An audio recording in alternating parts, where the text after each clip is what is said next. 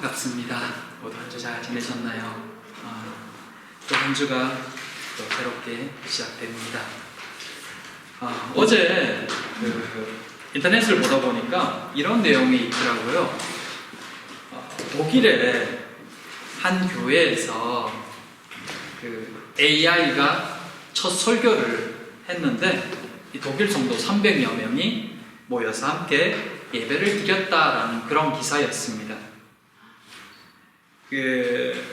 내용은 이제 단체에서 이렇게 그걸 줬던 것 같아요. 그걸 AI가 기본 틀을 가지고 설교를 작성해서 실제로 화면에서 설교를 하고 성도들 앞에서 같이 예배를 드리더라고요. 그런 모습이 기사로 나왔습니다. 이게 상상만 하던 일이 실제로 일어났다는 것을 기사로 보니까 기분이 좀 묘해지더라고요. 설교문을 AI가 썼다 또는 어떤 내용들을 요약했다 이런 내용은 봤었는데 실제로 설교를 했다는 내용이 나오니까 벌써 여기까지? 라는 생각이 들더라고요. 그에 대한 평가는 아직 의견은 분분하더라고요. 하지만 이게 점점 많아지겠구나 하는 것은 예상해 볼 수 있었습니다. 기독교뿐만 아니라 아마 타 종교에서도 이런 일이 점점 많아질 거라고 봅니다. 요즘처럼 인터넷 예배가 보편화되고 집에서 유튜브를 통해서 소위 좋은 설교, 명설교를 쫓아다니다 보면 AI의 설교가 좀 더 구체적이 되고 은혜스러워지면 아마 AI의 메시지를 듣는 사람들이 점점 더 많아지지 않을까요? 영적 교감이 없어도 내 귀를 만족해 하고 감정을 터치해 준다면 복잡한 인간관계 필요 없이 또 그냥 맺지 않아도 더 좋은 설교를 듣고 싶어 하는 사람들에게는 어쩌면 더 좋은 대안으로 떠오르게 되지 않을까라는 생각도 해보게 됩니다.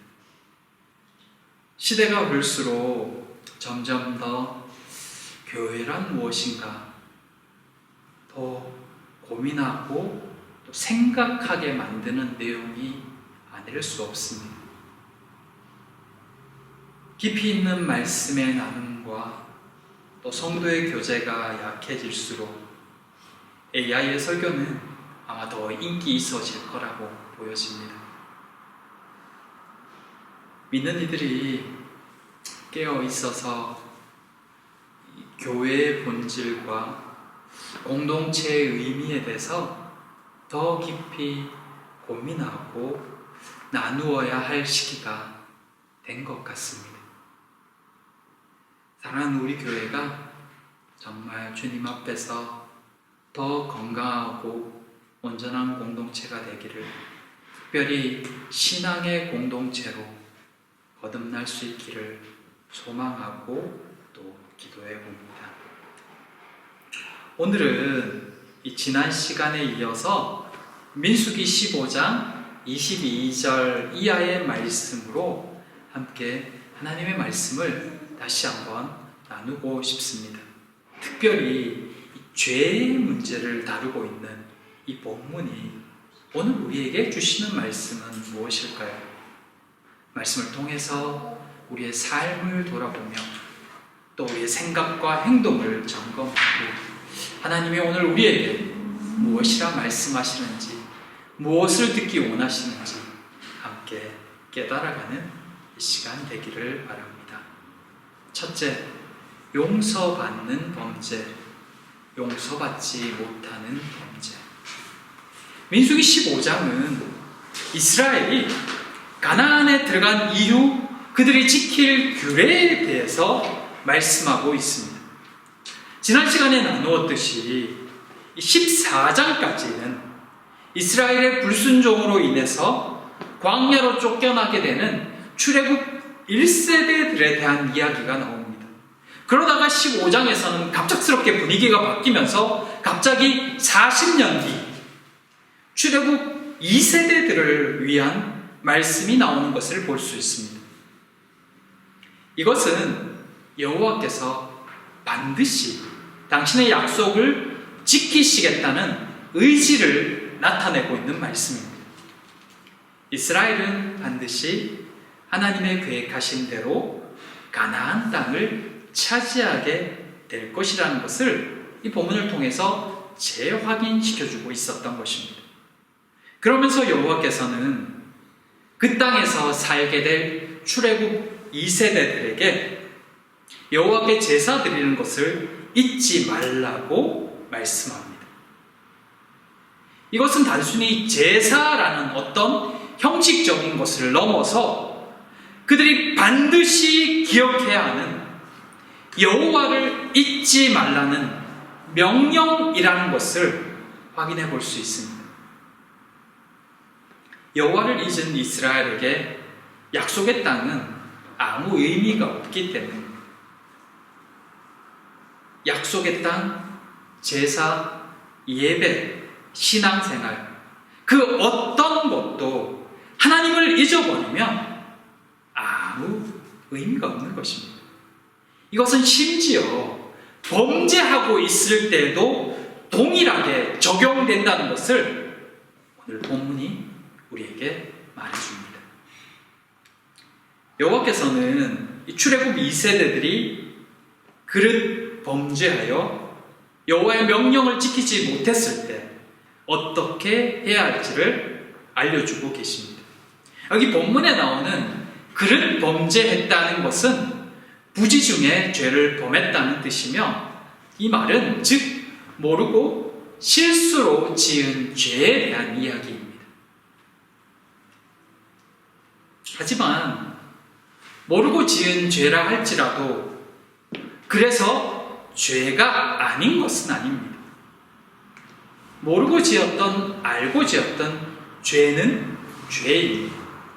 그것은 반드시 속죄되어야 하고 용서받아야 합니다.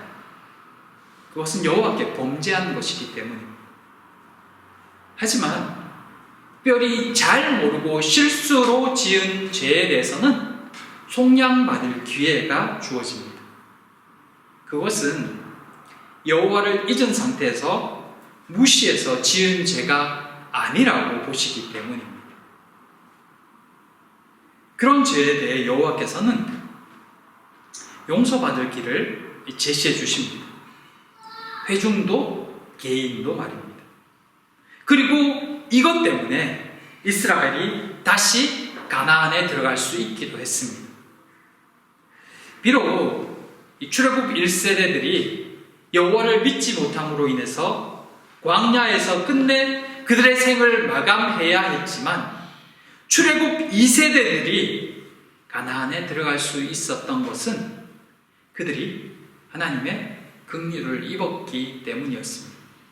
근데 이걸 좀 더 구체적으로 표현하면 그들이 가나안에 들어갈 수 있었던 이유는 분명 여호와의 긍휼이지만 또 한편으론 그들이 무엇을 잘해서 가나안 땅에 들어가는 것이 아니라 정확히는 그들이 용서받지 못할 죄를 저지르지 않았기 때문에 들어갈 수 있었습니다.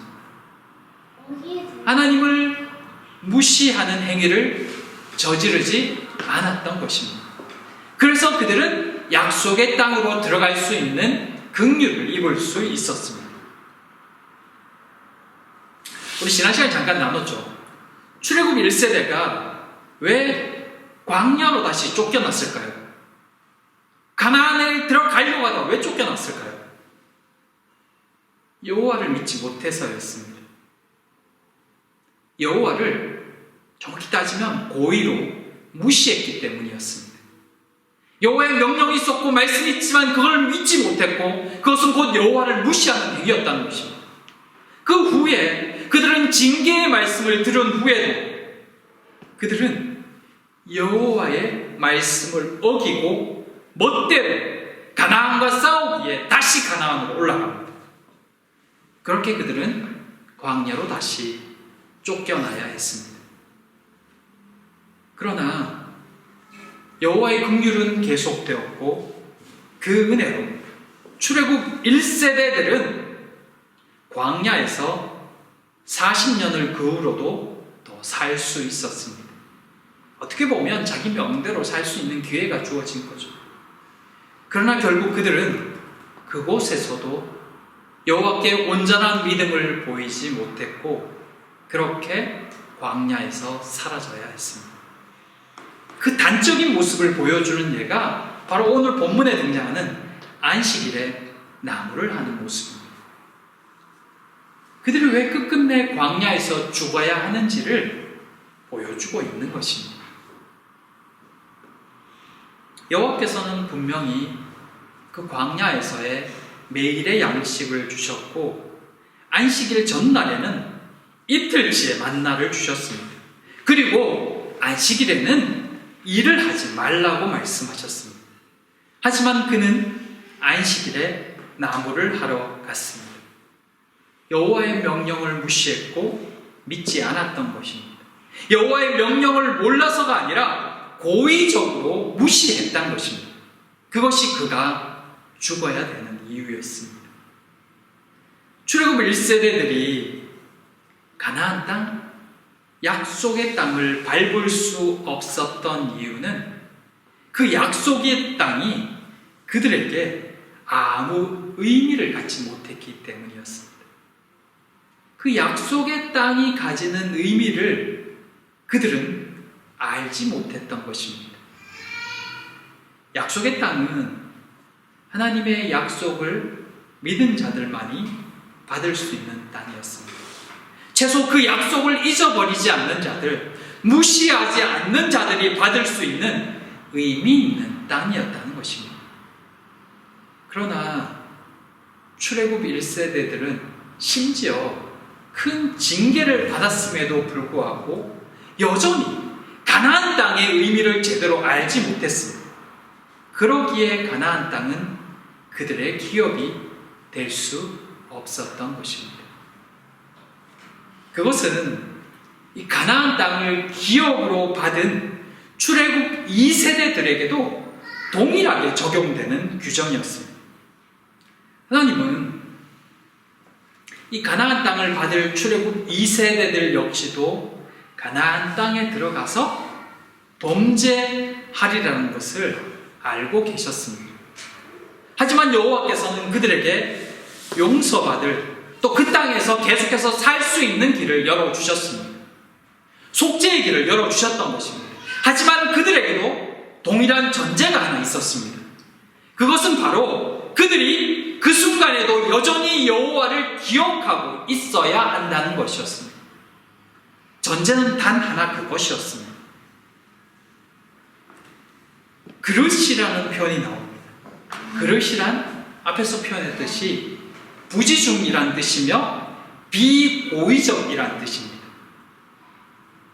여호와를 고의적으로 무시하며 잊은 것이 아니라면 설령 그들이 범죄하였다 할지라도 용서해 주신다는 것입니다.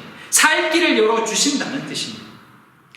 하지만 비록 그들이 약속의 땅 가나안에 살고 있을지라도 그 땅에서 여호와를 잊어버리고 고의적으로 범죄한다면 그들은 약속의 땅에서 더 이상 살 수 없다고 말씀하십니다. 그것이 고의로 무엇을 범하면 그의 백성 중에서 끊어질 것이란 말씀입니다. 이 고의적인 범죄냐 비고의적인 범죄냐에 관한 말씀은 실상 가나안 땅에 들어가서 살게 될 출애굽 2세대를 뿐만 아니라 지금 가나안 땅에 들어가지 못하고 쫓겨나는 출애굽 1세대 그리고 오늘 우리에게도 동일하게 적용되는 말씀입니다. 오늘 우리가 범죄하였음에도 불구하고 여호와의 긍휼을 입을 수 있는 이유도 바로 여기에 있다는 것입니다. 둘째, 제발 살아라. 예수 그리스도로 인하여 죄 사함을 받고 그의 은혜를 누리는 이들에게도 동일하게 적용되는 법, 그것이 바로 고의냐 비고의적이냐, 여기에 따라서 지금까지도 그 용서함의 범위가 달라진다는 것을 우리는 오늘 본문을 통해서 다시 한번 기억해야 될 필요가 있습니다. 우리는 쉽게 예수 그리스도를 믿었으니까 우리는 영원히 죄사함을 받은 것이다 라고만 생각합니다. 물론 맞습니다. 예수 그리스도의 십자가 보혈의 공로는 그 누구도 훼손시킬 수 없는 영원한 은혜입니다. 그러나 그 은혜는 자신의 죄인됨을 인정하고 회개한 자들에게만 주어집니다. 그것을 무시하고 인정치 않는 자들, 그들에게는 전혀 해당 사항이 없습니다. 그것은 그 용서하심을 부정하는 자들, 잊어버린 자들도 마찬가지입니다. 예수 그리스도의 구원이 번복되지는 않습니다.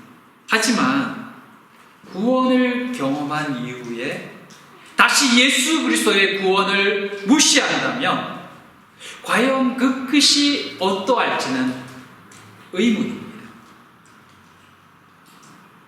분명한 것 하나는 가나안 땅에 들어가는 은혜를 경험했음에도 불구하고 고의적으로 여호와께 범죄하기를 작정한 이들은 이스라엘 중에서 끊어짐을 당했다는 것입니다. 신약시대와 구약시대가 동일할 수 없으며 가나안 땅에 들어가서 사는 것과 구원받는 것이 동일할 수 없습니다. 그럼에도 여호와를 무시하고 말씀을 거부하는 것에는 그에 따른 합당한 결과가 있을 것이라는 것은 충분히 예상할 수 있습니다. 이어서 나오는 안식일에 나무하는 것, 그것이 어떻게 해서 죽을 죄일까요? 여호와께서는 안식일에 나무했다는 그거 하나만으로 왜 그를 쳐 죽이라고 말씀하실까요? 물론 구약에 나오는 예이지만 일반인의 눈으로 볼 때 그것은 너무 잔인한 모습이거든요. 그렇다면 주일에 예배드리지 않는 것, 이란 것도 이렇게 죽어야 될 일일까요? 이 문제 역시 여호와의 명령이라는 관점에서 이해해야 합니다. 왜 여호와께서 이런 명령을 내리셨을까요? 그가 안식일에 나무를 하는 것이 왜 그렇게 그 시대에 그때 큰 문제가 되고 있을까요? 그가 한 행위는 단순히 안식일에 일을 했다의 차원을 넘어서 여호와를 무시하고 멸시하는 행위였다는 것에 그 근본 핵심이 담겨져 있습니다. 여호와께서는 안식일 준수의 명령을 내리기 전에 이미 그날에 먹을 것을 다 준비해 두셨습니다. 그리고 그 한날은 온전히 거룩히 지키라고 명령하셨습니다. 처음 만나를 주셨을 때도 이런 일이 있었습니다. 여호와께서 그들에게 만나를 주시면서 6일째 되는 날에는 이틀치의 만나를 거두라고 명령하셨습니다. 안식일에는 만나가 내리지 않을 것이라고도 말씀하셨습니다. 하지만 여전히 안식일에 만나를 거두러 나가는 사람들이 있었습니다. 여호와께서는 그런 그들의 행위에 대해서 책망을 하셨고 또 안식일에 만나가 내리지 않았기 때문에 이후로는 그 안식일에 만나를 거두러 가는 사람이 없었다고 성경이 이야기합니다. 그렇게 안식일에 만나를 거두러 가지 않게 하신 이유는 그날을 온전히 거룩히 보내도록 하게 하심이었습니다. 온전히 그 한날을 여호와 앞에서 보내므로 그들을 입히시고 먹이시는 분이 여호와이심을 분명히 깨달을 수 있도록 가르쳐 주시고자 하심이었던 것입니다. 그런데 이 안식일에 나무를 하러 갔던 것입니다. 나무를 하러 갔던 이유는 아마 땔감을 구하기 위해서나 음식을 만들기 위해서 또는 추위를 막기 위해서 여러 가지 이유가 있었겠죠. 근데 그가 그때 안식일에 나무를 하러 간 것은 그가 여호와의 명령을 몰라서가 아니었습니다. 그는 여호와의 명령을 알면서도 고의적으로 그 명령을 어겼던 것입니다. 여호와의 명령을 우습게 여겼다는 것입니다. 이미 안식일에 대해 명령하셨고 그날을 어긴 자들에 대해 책망을 하셨음에도 불구하고 그래서 모든 회중이 그날을 거룩하게 보내야 한다는 것을 알고 있음에도 불구하고 그는 안식일에 자신의 필요를 따라 여호와의 명령을 무시한 채 나무를 하러 갔던 것입니다. 이 자체가 여호와를 무시하는 행위이며 여호와를 무시해도 괜찮다는 메시지를 백성들에게 주는 행위이기도 했던 것입니다. 더구나 그들은 지금 여호와의 명령을 어김으로 인해 광야로 다시 쫓겨난 상태였습니다. 그렇기 때문에 고의적인 범죄를 저지른 자를, 여호와를 온전히 믿지 못하는 자를 여호와께서 여호와의 백성 가운데서 제하여 버리셨던 것입니다.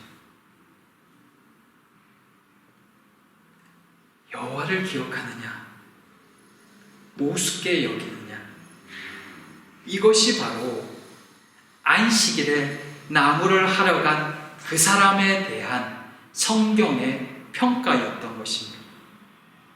그의 죄는 여호와의 명령을 알면서도 저지른 고의적인 범죄였다는 것입니다. 단순히 주일에 일을 했다는 것과는 다른 의미라는 것입니다. 이 부분은 우리 역시 두고두고 기억해야 할 부분입니다. 우리는 자주 실수합니다. 때로는 알면서도 연약하여 넘어지기도 합니다. 하지만 그때에도 우리가 기억해야 하는 것은 그것을 알게 되었을 때 분명한 회개가 있어야 한다는 것입니다. 그것은 곧 여호와의 말씀을, 여호와를 기억하는 행위이자 반응이기 때문입니다. 여호와께서 중요하게 여기시는 것도 바로 이것입니다. 우리가 여호와를 기억하고 있느냐 아니냐, 우리가 여호와 앞에서 행하고 있느냐 아니냐, 단순히 무엇을 했다 안 했다, 예배를 드렸다 안 드렸다, 신앙적인 행위를 했다 아니다, 이 차원을 넘어서 우리가 여호와 앞에서 살고 있느냐 아니냐, 여호와를 기억하느냐, 여호와를 우습게 여기느냐, 이 부분을 우리가 깊이 새겨야 한다는 것입니다. 여호와께서 이 부분을 얼마나 중요하게 생각하시는지, 또 우리가 얼마나 쉽게 이것을 잊어버리는지, 여호와께서는 그들의 옷단 뒤에 술을 만들고 청색 끈을 그 귀의 술에 더하라고 말씀하셨습니다. 오늘 지우가 옷 끝에 이렇게 술을 만들어 달고 왔더라고요. 그겁니다. 그들의 상의의 끝부분에 이렇게 청색 끈을 달아서 그 끈을 보면서 여호와를 기억하고 여호와의 명령을 기억하고 여호와의 말씀을 기억하고 그들이 여호와의 친백성이라는 것을 기억하라고 말씀하셨던 것입니다. 그만큼 그들의 삶에 있어 여호와를 기억하고 여호와의 명령을 기억하는 것이 중요하다는 것입니다. 왜일까요? 그렇게 해서라도 그들이 하나님의 자녀임을 잊지 말아야 된다는 것입니다. 그것이 그들이 약속의 땅에서 온전히 살아가는 길이라는 것입니다. 우리의 신앙생활의 기준도 그러해야 합니다. 교회란 하나님을 믿는 사람들의 공동체입니다. 함께 신앙생활하며 하나님을 더 깊이 만나고 교제하는 곳입니다. 한 번씩 함께 하지 못하는 이들이 있을 때마다 사실 마음이 아프고 힘든 것이 사실이지만 우리의 목표는 교회를 크게 만들고 나와 함께하는 사람들이 많아지는 것이 목표가 아닙니다. 우리의 중심은 교회를 교회답게 만들고 하나님의 자녀를 배출하는 것이 교회된 온전한 목적이기 때문에 한 명이라도 더 하나님을 기억하는 성도로 만드는 것, 그것이 우리의 사명이 되어야 되고 우리가 바라보는 바가 되어야 됩니다. 그때 우리는 어떤 상황 속에서도 하나님을 소망하며 오늘 하루 믿는 자로서 최선을 다할 수 있습니다. 사랑하는 성도 여러분, 우리 주위에 하나님을 떠난 이들이 누가 있는지, 하나님을 만나고 믿어야 될 이가 누가 있는지, 그렇게 하나님 앞에 한 사람이라도 더 서기를 소망하며 나아가는 우리 공동체가 되었으면 좋겠습니다.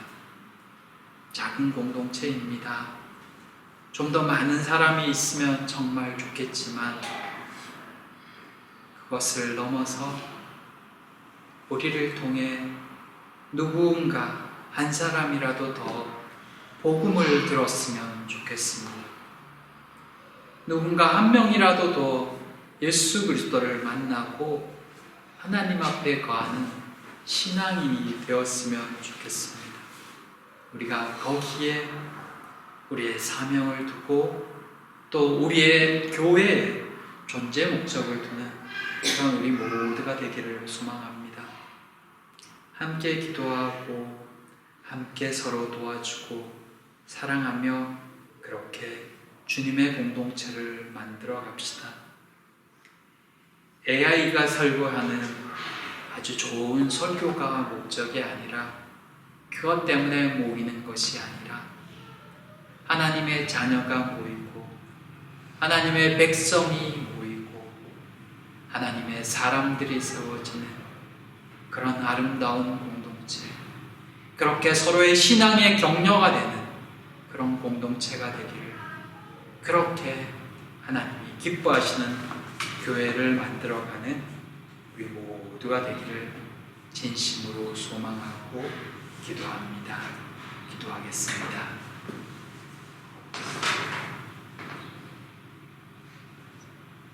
사랑과 은혜의 하나님, 우리를 교회로 불러주시고 이 속에서 하나님을 기억하며 살게 하심을 감사드립니다.